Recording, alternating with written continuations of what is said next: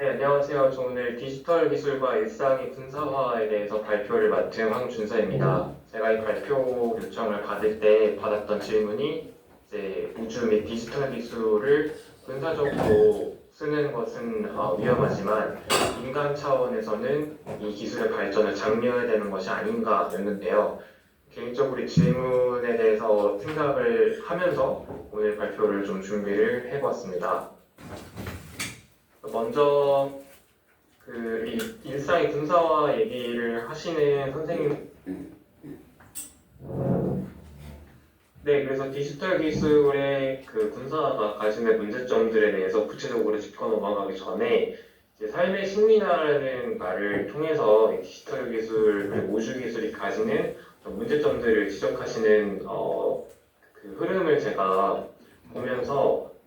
조금 개인적으로 식민화를 이렇게 이해하면은 그런 주장이 더 잘 먹히지 않을까라고 생각을 해봤습니다. 그리고 그걸 짚고 넘어가야 저도 그 맥락에서 이제 계속 발표를 이어나갈 수 있을 것 같아서 간단하게만 이제 식민화를 조금 정의하고 넘어가려고 하고요. 여기서 식민화, 기존의 식민화는 사실 기존의 식민주의는 국가 대 국가 관계에서 논의가 되어 왔던 개념이고, 그래서 특정한 국가가 다른 국가에게 그 국가의 방식대로 어떤 정착지를 건설하는 행위를 의미를 했는데, 여기서 그게 딱 들어맞는 의미는 아니라고 생각을 해요. 그럼에도 불구하고 어떤 삶의 식민화의 관점에서 디지털 기술의 문제점을 지적하고자 한다면, 소위 이제 디지털 기술을 가능하게 하는 어떤 조건들이 굉장히 이전의 식민지가 건설되었던 방식과 굉장히 흡사하다는 차원에서 지적을 할 수 있지 않을까라고 생각을 하고, 그랬을 때 예를 들어서 디지털 플랜테이션이라는 말은 이제 최근에 실제로 쓰이고 있는 말인데, 디지털 기술이 가능하게 만드는 어떤 조건들, 물리적인 조건들, 특히 이제 데이터 센터나 그 전력량을 충족하기 위해서 필요한 막대한 에너지 생산, 결국은 이제 핵 에너지를 동원해서 이루어지고 있는 이런 어떤 환경 파괴와 그리고 대규모 디지털 인프라의 대규모 건설이 결국은 예전에 제국들이 외국 내지 이제 다른 식민지에 단일 작물 농장을 건설하는 방식과 되게 흡사하다라고 볼 수 있고, 그 다음에 최근에 이제 우리가 자유민주주의 체제에서 대리자를 뽑고 감시하고 이런다고 하지만, 굉장히 고위급 정치 관료들과 공무원들이 이제 권력을 남용해서 이제 다른 나라 외세에 자본과 결탁해서 이제 개인의 이익을 축적하는 부패한 정치 체제, 소위 도둑 정치 체제가 민주사회 안에서도 굉장히 크게 확산하고 있는데, 이 도둑 정치 체제가 옛날에 소위 대리자 그 일제강점기의 친일파처럼 이 외세를 대리하던 자들이 이제 식민 통치를 강제하던 지배 형태와 굉장히 흡사한 측면이 있다고 볼 수 있습니다. 도둑 정치 체제 안에서 점점 더 이 정치 관료들과 디지털 기업들이 소위 고부가가치 산업이다, 4차 산업이다 해서 서로 투자를 주고받고 있는 그런 형태를 이제 볼 수가 있고, 그 다음에 이제 마지막으로 침략자 식민주의 같은 경우에는 이스라엘의 팔레스타인 지배, 그 영국의 북아일랜드나 모리셔스, 키프로스 지배 같은 형태가 지금도 이 형태를 띠고 있지만, 토지 강탈을 통해서 침략자들이 이제 영토를 아예 대놓고 강제로 점령하는 형태인데, 이게 디지털 기술 그리고 우주 기술이 본질적으로 군사 기술이라는 성격을 띠고 있는 이 기술들이 발전할수록 결국은 그 군사 인프라를 지키기 위해서 더 많은 군사력을 동원을 해야 되고, 한국 같은 경우에는 이게 주한미군 기지가 사실 이제 한미 상호 방위 조약이다 뭐다 해서 국가 간 동의를 띠고 있기는 하지만, 본질적으로 그 국가 간 동의가 사실 맺어지던 당시에 어떤 특히 한국 같은 경우에 그 한국 사회에 어떤 민주적인 결정이 있었던 게 아니기 때문에, 사실 그 국가 간 동의가 본질적으로 동의라고 보기 어려웠고, 그에 따라서 국가 간 동의라는 형태를 띠고는 있으나 주한미군의 주둔은 결국은 토지의 강제 점령과 다를 바가 없다. 그리고 그 강제 점령 형태를 띠고 있는 상황에서 이루어지고 있는 어떤 미군과의 협력 기술 협력들, 특히 디지털 기술, 소위 우주 기술 협력은 결국 침략자 식민주의 형태를 띠는 방식이 아닌가라고 생각을 해볼 수 있을 것 같습니다. 그래서 결국은 이런 이제 식민화가 이렇게 이루어지고 있는 방식 속에서 기술에 의한 일상의 식민화는 기본적으로 이제 기술 권력에 대한 사회적인 통제력을 상실할 때 발생하는 것이 아닌가 개인적으로 그렇게 이해를 해봤습니다.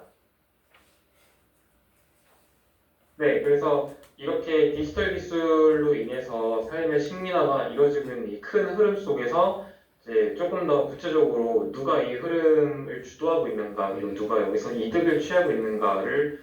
생각을 해볼 수 있을 것 같습니다. 이게 산업이 되기 전부터 이제 우주 개발 프로젝트를 미국과 소련이 한번 추진하던 시대에는 이게 우주가 먼저 가면은 거기서 이제 패권, 지배력을 가질 수 있는 어떤 논리가 지금도 통하고 있지만 그렇기 때문에 되게 군대가 이 스페이스 개발 내지 스페이스 식민화를 주도를 해왔고 사실 군대 산업은 무기 산업은 되게 돈이 안 되는 산업, 경제력으로 그 경제적인 가치로만 따졌을 때는 되게 돈이 안 되는 산업에도 불구하고 이제 그 통제력을 강화하기 위해 세계문의를 쥐기 위해서 계속해서 밀어붙여 왔는데 이게 신자유주의 시대의 어떤 공공지출을 줄이고자 하는 그 국가 철학의 흐름에 맞물려서 이 더 이상 우주 개발을 국가가 아니라 소위 민간 투자를 통해서 뭐 고부가가치 산업이라는 포장지를 씌워가지고 밀어붙이는 시대가 도래를 했습니다. 그래서 뉴스페이스 패러다임이 이제 이 민간이 주도하고 국가는 우주 개발을 이제 보조한다라는 패러다임인데 이 패러다임 속에서 이제 특히 수혜를 받고 있는 몇 개의 기업들이 있죠. 뭐 예를 들어 스페이스X 같은 경우에는 사실상 아예 일론 머스크 1인 기업 체제임에도 불구하고 이 지구 전체를 둘러싸고 있는 저궤도 위성들을 이제 이걸 완전 통제할 수 있는 그 힘을 이 사람이 1인 혼자서 지금 쥐고 있는 상황에 이르르고 있죠. 근데 여기에 맞서서 이제 우리도 개발하겠다라고 해서 이제 뭐 아마존의 블루 오리진이나 다른 소위 억만장자들이 우주 개발에 나서고 있습니다. 문제는 본질적으로 우주나 디지털 기술은 이게 이중용도 기술이기 때문에 소위 민간 용도로만 사용되는 것처럼 아무리 포장을 해도 본질적으로 전쟁에 쓰이는 군사용도 기술이기도 한데 그래서 이 기술들, 뭐 일론 머스크도 그렇고 이 기술들을 미국 국방부가 굉장히 주의 깊게 그리고 관여하고 있음에도 불구하고 그런 부분들에 대해서는 사실 되게 감춰져 있는 문제들이 있죠. 그리고 이게 기업 간 경쟁뿐만 아니라 우주 개발에 대해서 여전히 국가 간 경쟁 그리고 전쟁을 얼마든지 불사할 수 있을 정도로 국가 간 경쟁이 이루어지고 있다는 차원에서 그 맥락에서 중국도 이제 미국에 맞서서 러시아가 조금 한 발 물러난 상황에서 중국도 이제 계속해서 달을 이제 뭐 식민화하려는 차원에서 프로젝트를 돌리고 있고 2040년까지 아예 중국이 주도하는 어떤 교통 시스템을 마련하기 위해서 계속해서 이 중장기 소위 발전 계획을 내놓고 있습니다. 이런 이제 소위 우주 같은 경우에 문제점이 국제법 같은 경우에는 이제 국가 간 그리고 영토, 지구 안에서 발생한 일들을 규제하기 때문에 이 지구 바깥에서 발생하고 있는 이 사안들에 대해서 사실 규제를 할 수가 없다는 어떤 사업적인 공백도 띄고 있는 상황임에도 그런 공백들 속에서 이런 기술들을 발전시키는 게 얼마나 문제인지에 대해서 따져 묻지 않고 그냥 일단 공백이 있으니까는 뭘 해도 된다라는 되게 어떤 그런 되게 무분별한 행위들을 지금 저지르고 있는 거죠. 네, 그래서 우리가 법이라는 게 완전히 뭐 100% 잘 작동한다라고 말은 할 수 없지만 어떤 최소한의 행위를 규제하는 사회적인 규범으로서 작동을 하고 해야 하고 그 법을 통해서 사실 어떤 그 일상의 식민화를 디지털 기술의 어떤 군사화 흐름을 조금이라도 더 현명하게 규제할 수 있어야 할 텐데 사실 지금 상황에서 어떤 그 우주 기술 그리고 디지털 기술을 다루는 국제법은 그 자체가 뭐 애초에 거의 없기도 하고 오히려 이제 일탈을 되게 부추기는 방식으로 짜여 있다고 생각을 합니다. 기본적으로 이제 우주 기술에 관련, 우주 개발에 관련된 뭐 국제 조약이라면 이제 우주 조약, 외우주 조약이 있을 텐데, 외우주 조약은 기본적으로 이제 국가의 행위를 다루기 때문에 민간 기술에 해당이 되지 않습니다. 그런 차원에서도 사실 이제 뉴스페이스 패러다임이 더 잘 먹혀 들어갔던 건데, 달리 말하면 스페이스X 같은 기업들이 우주 조약에서 금지했던 내용을 저지르더라도 사실 우주 조약 위반으로 볼 수가 없다는 거죠. 그래서 민간 기업에 대한 어떤 책임을 강제할 수 있는 수단, 혹은 애초에 근거도 없는 상황이고, 그리고 국제법 같은 경우에는 이제 뭐 국제 형사법도 그렇고 이런 여기서 보여지는 어떤 금지 해박들도 그렇고 되게 극단적인 행위들만을 그 금지하지 말라고 하기 때문에 그래서 이제 애초에 법의 적용도 똑바로 되게 어려운 상황에 놓여 있습니다. 물론 그래서 그런 문제들을 이제 개선하기 위해서 지금도 유엔 6차 회의에서 이제 그 반인도적 범죄에 대한 그 협약을 지금 논의를 하고 있고 뭐 그런 어떤 공백들을 메꾸려 노력들이 있으나 이게 지구 바깥에서 벌어지고 있는 어떤 우주 세계에서 다 발생하고 있던 범죄 또는 이제 소위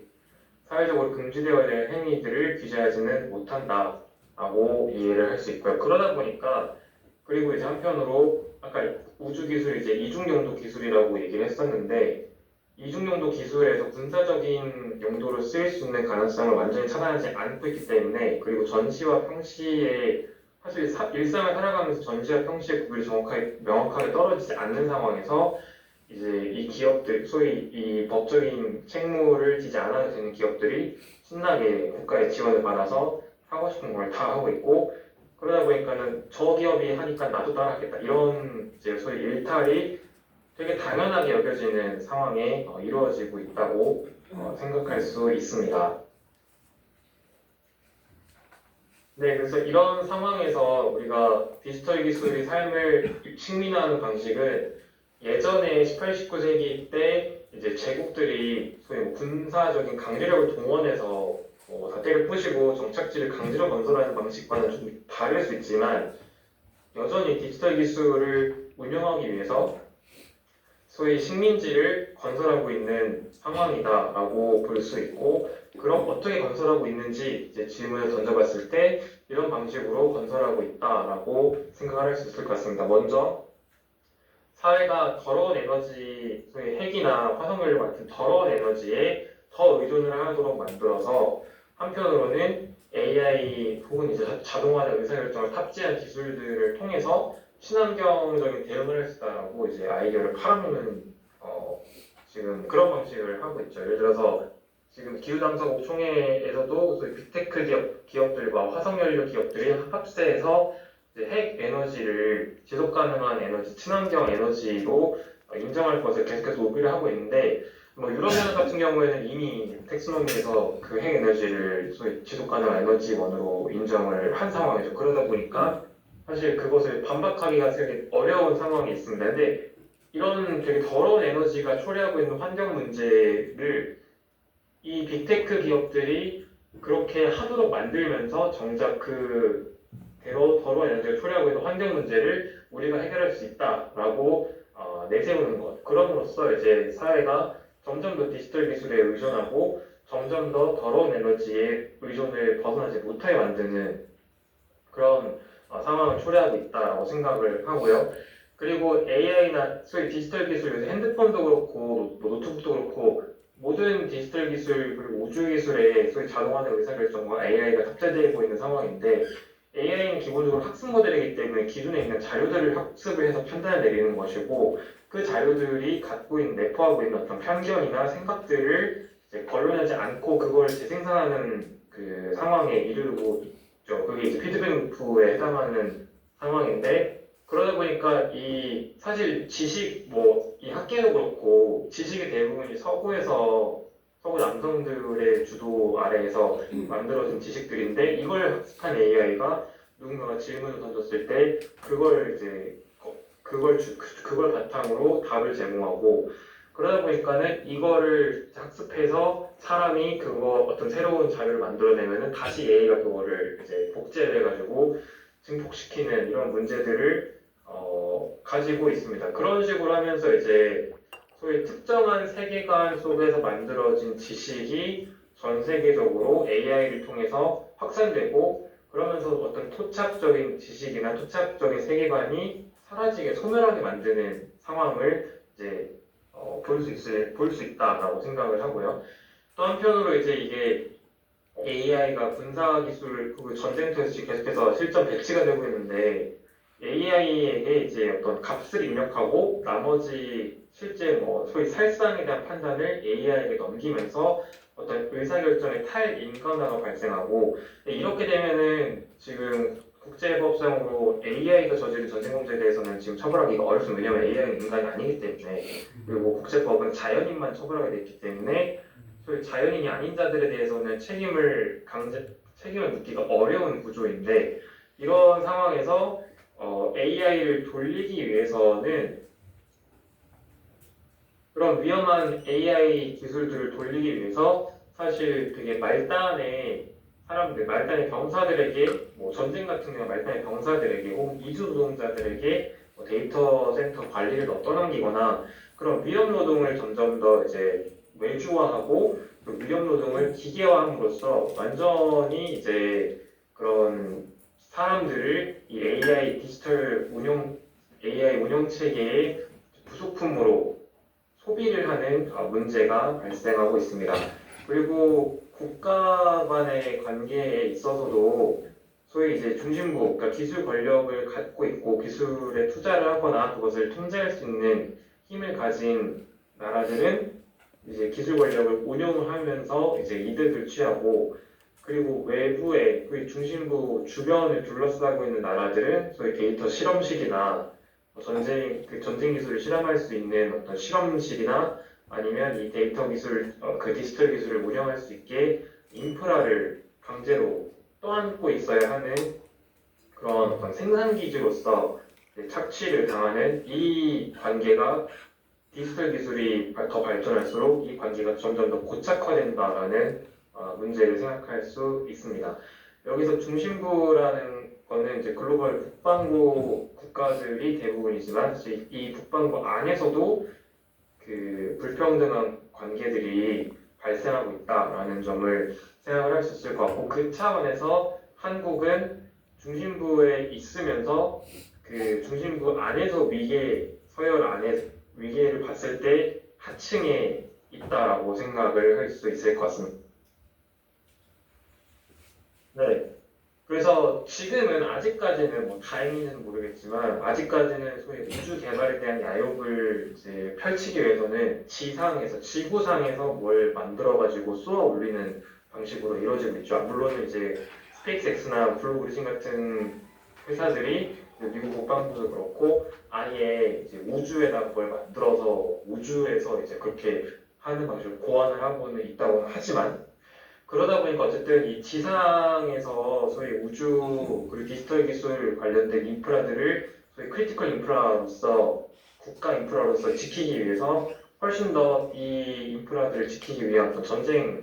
대한 대비 시나리오들이 많이 생겨나고 있습니다. 그리고 이 기술들을 활용해서 전쟁 시나리오들을 더 만들고 있죠. 그래서 이 우주 개발을 위한 지상의 전쟁 가능성이 점점 더 커지고 있는 상황이다. 그리고 앞서 말했듯이 디지털 기술과 우주 기술이 상호 결합한 그 기술들이 발전할수록 우리가 이 기술이 정말 필요한 것인가에 대한 그 본질적인 질문을 던지지 못한 채로 거기서 이득을 보고 있는 사람들은 계속해서 이거를 친환경이다, 고급 가치 산업이다 포장을 해서 계속 투자를 하고 있고 그 투자에 대한 손실을 방어하기 위해서 여러 정부 보조금을 메꿔야 된다거나 그리고 그거를 실질적으로 지키기 위해서 이제 무엇으로부터 지키는지에 대해서 명확하지 않은 적을 규정해 놓고 이제 점점 더 군사적인 자원을 더 많이 쓰고 있는 상황이 되게 모순으로 치닫게 하는 상황이라고 볼 수 있습니다. 네, 그래서 한국 같은 경우에는 한국 정부는 항상 우리나라가 이제 유일한 전 세계 분단 국가라고 이제 거짓말을 하면서 이제 계속 그 분단의 분단에 대응하기 위해서 뭐 무기가 필요하고 군사가 필요하고 군대가 필요하고 뭐 이런 얘기들을 하고 있죠. 사실 절대로 한국이 유일한 분단 국가가 아닐 뿐만이 아니라 이런 그 인식은 잘못된 인식은 사실 분단 체제를 더욱더 공고화시키는 어떤 핑계거리로 사용이 되고 있습니다. 그리고 그 분단 체제에서 우리가 오른쪽이고 저쪽 북한은 불량하기 때문에 북한이 하고 있는 어떤 그 우주 기술들은 되게 잘못된 것이고 한국이 하는 것은 되게 옳은 것이다, 뭐 자유를 위한 것이고 이런 거짓된 말들을 계속해서 뿌리고 있죠. 근데 그러다 보니까 이제 이 유엔 대북 제재가 이제 북한의 핵 실험과 함께 이제 항공우주 기술에 대한 또 개발을 금지시키고 있는 차원에서 이루어지고 있는데 결국은 이게 항공우주 기술 같은 경우에 대륙간 탄도미사일 ICBM을 그 실험하는 것이 아니냐, 북한이 정찰 위성을 쏘는 것이 그런 부분과 맥락이 닿아 있는 것이 아니냐라고 해서 이제 유엔 대북제재뿐만이 아니라 뭐 단독으로 뭐 제재를 하고 있죠. 근데 이게 반대로 생각해 보면 이게 한국이 하는 그 우주 항공 기술도 결국은 군사 용도로 쓰이고 있고 쓰일 수 있다는 게 아니라 쓰이고 있고 애초에 이중 용도 기술이기 때문에 그러면은 이게 한국의 입장에서 옳다고 하더라도 저쪽 반대쪽에서 보기에는 사실 말이 안 되는 측면들이 있는 거죠. 그래서 결국은 이게 우리가 북한 제재를 통해서 얼마나 안전해졌는지 그 제재 자체의 효과성에 대해서 의문이 갈 뿐만 아니라 이 제재 자체가 과연 정당했는가 그리고 정말 평화를 원했다면 평화를 준비해야 될 일이지 이게 이 디지털 기술에 의존해가지고 뭐 군사력을 더 강화하고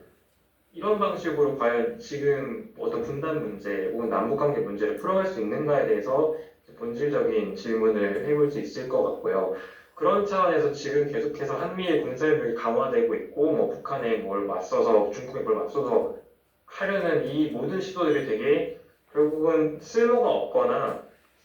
없는 게 아니라 누군가가 이득을 취하기 위해서 일부러 밀어붙이고 있는 것이 아닌가에 대해서 문제 제기를 해볼 수 있을 것 같습니다. 그리고 이게 4차 산업이라는 차원에서 계속해서 디지털 기술과 우주 기술을 포장하고 있는데 계속해서 지적하듯이 그것은 현실을 직시하지 않은 거짓에 불과하다. 그리고 이게 본질적으로 우리가 4차 산업까지 가야 되는 시대인가에 대해서 좀 질문을 해볼 수 있을 것 같습니다.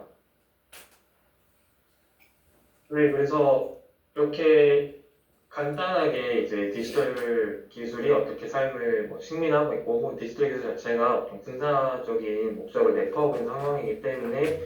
왜 금지되어야 하는지에 대해서 조금 이제 그 질문을 고민을 해봤는데요. 그래서 결론을 지으면 사실 평화로운 우주 사용은 사실 적어도 지금 상황에서는 되게 환상에 불과하다. 민간 차원에서 장려해야 될 이유가 특별히 보이지 않는다고 생각합니다. 만약에 그게 되더라도 그걸 사용하는 것은 그냥 있기 때문에 그걸 사용하는 것이 우리가 지금 그게 필요해가지고 사용하는 것이 아니다. 유도된 수요에 불과하다라고 생각을 하고 이렇게 네 가지 차원에서 조금 더 구체적으로 판단을 내려볼 수 있을 것 같은데요. 예를 들어서 이제 우리가 과연 평화롭게 항공우주 그리고 디지털 기술을 사용할 준비가 되어 있는가라고 했을 때 법적으로나 사회적인 어떤 통제력 차원에서나 그렇지 않다라고 생각을 하고 또 한편으로 기술을 쥐고 있는 굉장히 극소수가 지금 기술에 대한 통제력을 쥐고 있는 상황에서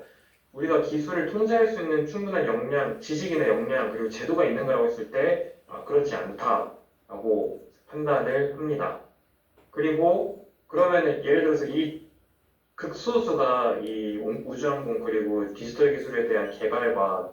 사용 그리고 통제력을 쥐고 있는 상황에서 이 사람들이 뭔가 잘못했을 때 이걸 책임지게 할 수 있는 어떤 제도적인 장치가 있는가라고 했을 때 그렇지 않다. 오히려 이 도둑 정치가 활성화된 시대에